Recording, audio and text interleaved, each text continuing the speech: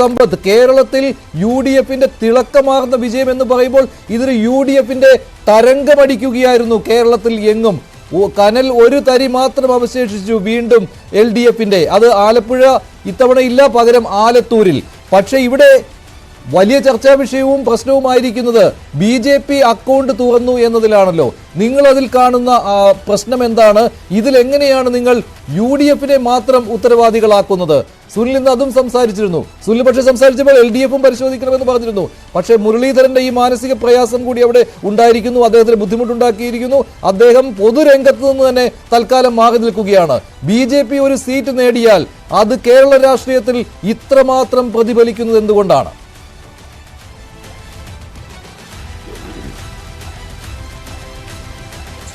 മഞ്ജുഷ, നമ്മുടെ ചർച്ചയിൽ ഞാൻ തുടക്കത്തിൽ തന്നെ തിരഞ്ഞെടുക്കപ്പെട്ട എല്ലാ സ്ഥാനാർത്ഥികളെയും ജനപ്രതിനിധികളായി മാറിയ 18ാം ലോക്സഭയിലേക്ക് അംഗങ്ങളായി തിരഞ്ഞെടുക്കപ്പെട്ട എല്ലാവരെയും കക്ഷി രാഷ്ട്രീയത്തിന് അതീതമായി അവരെ അഭിനന്ദിക്കാനായി ഞാൻ ഈ വേള ഉപയോഗിക്കുകയാണ് നമ്മുടെ ഈ ചർച്ചയിൽ. അതിൽ എനിക്ക് പേരെടുത്തറിയാവുന്നവരും എനിക്ക് അറിഞ്ഞുകൂടാത്തവരുമായിട്ടുള്ള ഒരുപാട് പേര് അത്തരത്തിലുള്ളവരുണ്ട്. വിവിധ രാഷ്ട്രീയ പാർട്ടികളിലുള്ളവരാണ്. അവരെല്ലാവരും ഭരണഘടനയോട്, നമ്മുടെ ഇന്ത്യൻ ഭരണഘടനയോട് കൂറും പ്രതിപത്തിയും, നമ്മൾ ഇംഗ്ലീഷിൽ പറയുമല്ലോ അലിജിയൻസ് ടു ദി കോൺസ്റ്റിറ്റ്യൂഷൻ എന്ന് പറയുന്നത്, ഭരണഘടനാ മൂല്യങ്ങൾ ഉയർത്തിപ്പിടിച്ചുകൊണ്ട് തന്നെ തങ്ങളുടെ പൊതുജീവിതം അത് തുടർന്നു പോകട്ടെ എന്നതാണ് എൻ്റെ വിനീതമായ അഭ്യർത്ഥന. ഇന്ത്യയിലെ ഈ തെരഞ്ഞെടുപ്പ് പോരാട്ടം ഞാൻ ഒറ്റ മിനിറ്റ് കൊണ്ടത് പറയാം. ഇപ്പോൾ ഈ തെരഞ്ഞെടുപ്പ് എന്നുള്ളത് ലോകത്തിലെ ഏറ്റവും കൂടുതൽ ജനങ്ങളുള്ള രാഷ്ട്രത്തിലെ തെരഞ്ഞെടുപ്പ്, ലോകത്തിലെ ഏറ്റവും കൂടുതൽ സമ്മതിദായകർ പങ്കെടുത്ത തെരഞ്ഞെടുപ്പ്, ലോകത്തിലെ ഏറ്റവും വലിയ ബഹുകക്ഷി ജനാധിപത്യ വ്യവസ്ഥ ഇപ്പോഴും നിലനിൽക്കുന്നതായ രാഷ്ട്രത്തിൽ നടക്കുന്നതായ തെരഞ്ഞെടുപ്പ്, ഏറ്റവും നീണ്ടുനിന്ന കാലയളവ് വെച്ചാണെങ്കിൽ അങ്ങനെ, അതെന്തുകൊണ്ട് എന്നൊക്കെ ഉള്ളത് പിന്നീട് ചർച്ചകളിലൊക്കെ വരട്ടെ, അങ്ങനെയുള്ളൊരു തെരഞ്ഞെടുപ്പ്, ഒരുപാട് വ്യത്യസ്തമായിട്ടുള്ള വൈരുദ്ധ്യങ്ങൾ നിറഞ്ഞതായിട്ടുള്ള വിവിധ വിഷയങ്ങൾ ചർച്ച ചെയ്യപ്പെട്ട ഒരു തെരഞ്ഞെടുപ്പ്. ആ വിഷയങ്ങൾ ഇപ്പോൾ ചർച്ച ചെയ്ത് അവസാനിപ്പിക്കപ്പെട്ടിട്ടുമില്ല. ഇപ്പോൾ ഒരു ഗവൺമെൻറ് ഉണ്ടാവേണ്ടതായിട്ടുണ്ട്. ആ ഗവൺമെൻറ് നിലവിലുള്ള NDA ഗവൺമെൻറ് അതിൻ്റെ ഒരു തുടർച്ചയായി വരുമോ, അതല്ല ഇന്ത്യ സഖ്യത്തിൻ്റെതായ ഗവൺമെൻറ് അത്തരത്തിൽ ഇപ്പോൾ ശ്രീ അനിൽ ബോസ് സൂചിപ്പിച്ചതുമാതിരി വരുമോ, അത്തരം കാര്യങ്ങളെല്ലാം it is yet to be seen. നമ്മൾ വരുന്ന ദിവസങ്ങളിലെല്ലാം തന്നെ ഇത് സംബന്ധിച്ചുള്ള ഇപ്പോൾ തന്നെ ഈ മണിക്കൂറുകളിൽ വളരെ ഗൗരവമേറിയ ചർച്ചകൾ അത്തരത്തിൽ നടക്കുന്നൊരു സമയമാണ്. ഈ തെരഞ്ഞെടുപ്പുമായി ബന്ധപ്പെട്ട് പ്രവർത്തകർ നടത്തിയിട്ടുള്ള വിവിധ രാഷ്ട്രീയ പാർട്ടികളുടെ ആ പ്രവർത്തകരും നിങ്ങളെപ്പോലുള്ള മാധ്യമ പ്രവർത്തകരും നമ്മുടെ പൊതുസമൂഹത്തിൽ ഈ വോട്ട് രേഖപ്പെടുത്താൻ വന്നവരും ഒക്കെ ഇക്കാര്യത്തിൽ ഒരു നമ്മുടെ പാർലമെന്ററി ജനാധിപത്യത്തോട് കാണിച്ചൊരു കൂറ്, അതിനോടുള്ളൊരു അതുണ്ടല്ലോ, അതിന് നമ്മൾ നൽകുന്ന ഒരു സാങ്ക്ടിറ്റി, അതിൻ്റെ ക്രെഡിബിലിറ്റി, അതെല്ലാം ഉയർത്തിപ്പിടിക്കുന്നതിന് വലിയ സഹായകമായിട്ടുണ്ട്. പക്ഷേ കേരളത്തിലെ ഒരു കേരളത്തിൽ ശരിയാണ്, ഞങ്ങൾ മോദി സർക്കാരിനെതിരെയുള്ള ഒരു വിലയിരുത്തൽ വന്നിട്ടുണ്ട്. അതാണ് ഇന്ത്യ സഖ്യത്തിന്റെ ഒരു വിജയം എന്ന് താങ്കൾ എന്തായാലും കാണുന്നുണ്ടല്ലോ. പക്ഷെ അത് കേരളത്തിലേക്ക് വരുമ്പോൾ ഇവിടെ ഇടതല്ല, ഞാൻ പറയുന്നത് കേൾക്കാമോ? കേൾക്കാം. ഇടതല്ല, പകരം കോൺഗ്രസിലാണ് വിശ്വാസം കൂട്ടിയിരിക്കുന്നത് എന്ന് മനസ്സിലാക്കേണ്ടി വരില്ലേ കേരളത്തിലെ ജനവിധി കൂടി വെച്ച് നോക്കുമ്പോൾ? ശ്രീ A. സമ്പത്ത്, അത് നിങ്ങൾ ഇഷ്ടപ്പെടുന്നുണ്ടോ?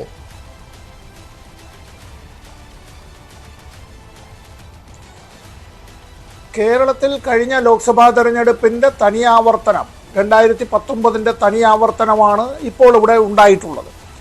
ഈ തെരഞ്ഞെടുപ്പിൽ ഞങ്ങൾ പരാജയപ്പെട്ടു എന്നുള്ളത് ശരിയാണ്. എപ്പോഴും നമ്മൾ പറയുമല്ലോ മഞ്ജുഷ, ഈ വിജയത്തിന് ഒരുപാട് അവകാശികൾ ഉണ്ടാവാം, പരാജയം അനാഥനം പോലെയായിരിക്കും എന്നത്.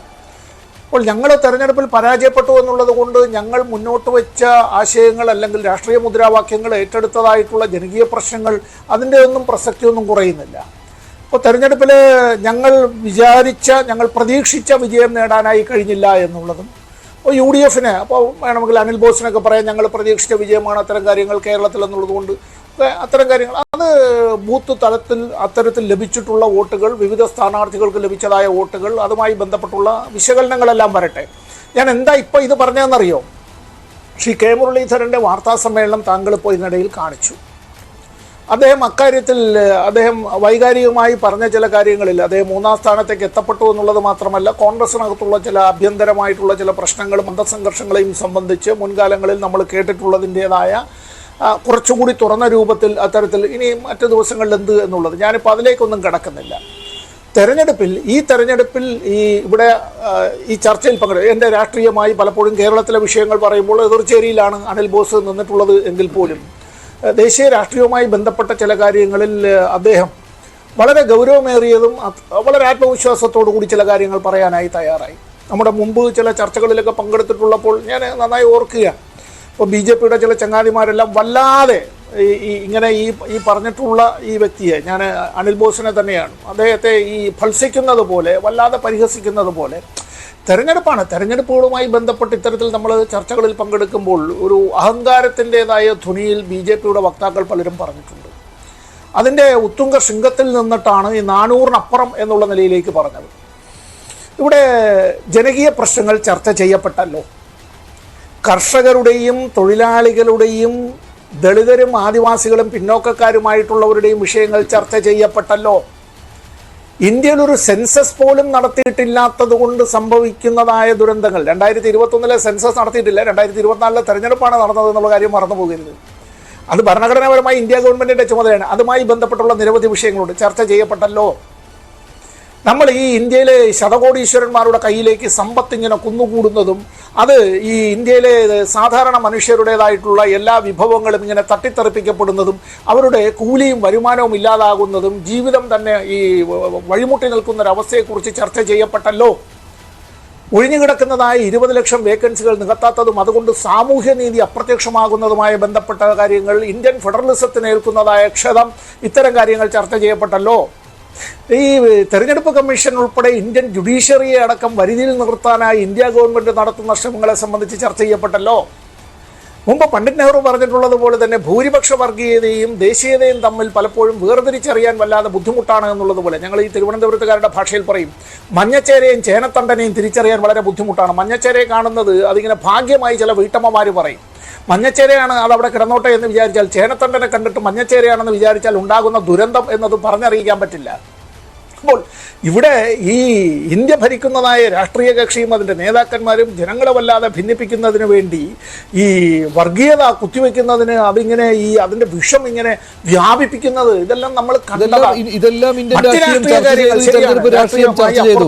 അതോടൊപ്പം തന്നെ ഓരോ സംസ്ഥാനങ്ങളിലെയും പ്രശ്നങ്ങളും ചർച്ച ചെയ്തിട്ടുണ്ട്. കേരളത്തിൽ ഭരണവിരുദ്ധ വികാരം കൂടി ചർച്ച ചെയ്തു എന്ന കാര്യത്തിൽ സംശയമില്ലല്ലോ. UDF-ഉം അത് വ്യക്തമാക്കിയിട്ടുള്ളതാണ്. കേരളത്തിൽ പിണറായി സർക്കാരിനെതിരെയുള്ള വികാരം ചർച്ച ചെയ്തു.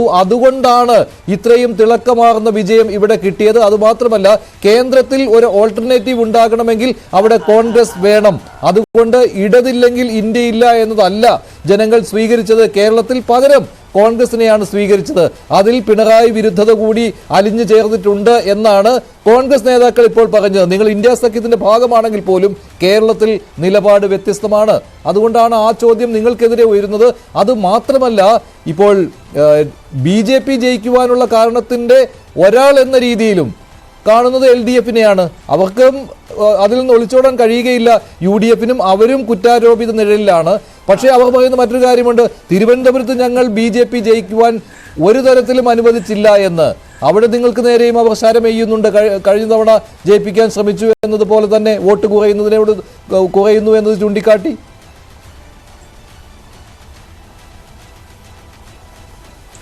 കേരളത്തിൽ ഏതെങ്കിലും ഒരു മുന്നണിക്കോ ഏതെങ്കിലും ഒരു പ്രത്യേക രാഷ്ട്രീയ പാർട്ടിക്കോ നമ്മൾ ചിലപ്പോൾ നമ്മൾ ചർച്ചയിലൊക്കെ ചിലർ പറയാറുണ്ട് വോട്ട് ബാങ്ക് എന്നൊക്കെ പറയുന്നത്. അങ്ങനെ ഒരു വോട്ട് ബാങ്കൊന്നുമില്ല, അങ്ങനെ ഒരു രാഷ്ട്രീയ പാർട്ടിക്കും ഇല്ല.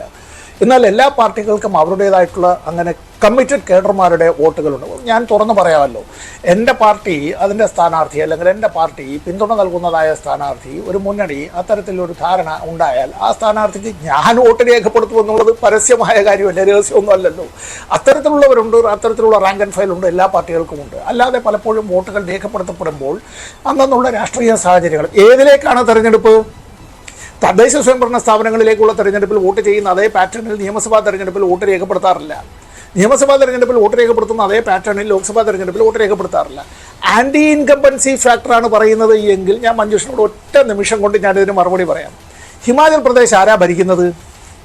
അവിടെ സംസ്ഥാന സർക്കാർ അവിടെ അങ്ങനെ അതിന് നേതൃത്വം നൽകുന്ന പാർട്ടിക്ക് എത്ര സീറ്റാണ് ഇപ്പോൾ ഉള്ളത്? ലീഡ് നിലയിലാണെങ്കിലും എന്താ അവസ്ഥ? തൊട്ട് വടക്ക് കർണാടക സംസ്ഥാനം ഭരിക്കുന്നത് ആരാണ്? ബഹുഭൂരിപക്ഷം സീറ്റുകളിലേക്കും അവിടെ ആരാണ് അത്തരത്തിൽ ലീഡ് ചെയ്തിട്ടുള്ളത്? ഇങ്ങനെ നമ്മൾ പലയിടത്തും നോക്കിയാലേ ഈ പറയുന്നതെല്ലാം അപ്പോൾ അതുകൊണ്ട് അതെല്ലാം ആ സർക്കാരിന്റെ ഭരണവിരുദ്ധ വികാരമാണ് എന്നുള്ള നിലയിലേക്ക് മുദ്രകുത്താനായി കഴിയില്ല. അല്ല, ഓരോരുത്തരും അങ്ങനെ പറയാറുണ്ട്. അല്ല, അങ്ങനെ പറയുന്നതാണ്. അതുകൊണ്ടാണല്ലോ ലോക്സഭാ തെരഞ്ഞെടുപ്പിന്റെ സമയത്തും ചോദിക്കുന്നത് നിങ്ങളുടെ സർക്കാരിനെതിരെയുള്ള വിലയിരുത്തലാണോ അല്ലയോ എന്ന്. അത് ചിലർ നെഞ്ചു വിരിച്ച് പറയും ആയിക്കോട്ടെ ഞങ്ങളുടെ സർക്കാരിനുള്ള വിലയിരുത്തലാണെന്ന്. അങ്ങനെയാണെങ്കിൽ പിന്നെ 2004 എന്തിനാണ് ഇവിടെ AK ആന്റണി രാജിവെച്ചത്? അതുപോലും ഉണ്ടായതാണല്ലോ അന്നത്തെ ലോക്സഭാ തെരഞ്ഞെടുപ്പിലെ വലിയ തോൽവിക്ക് ശേഷം.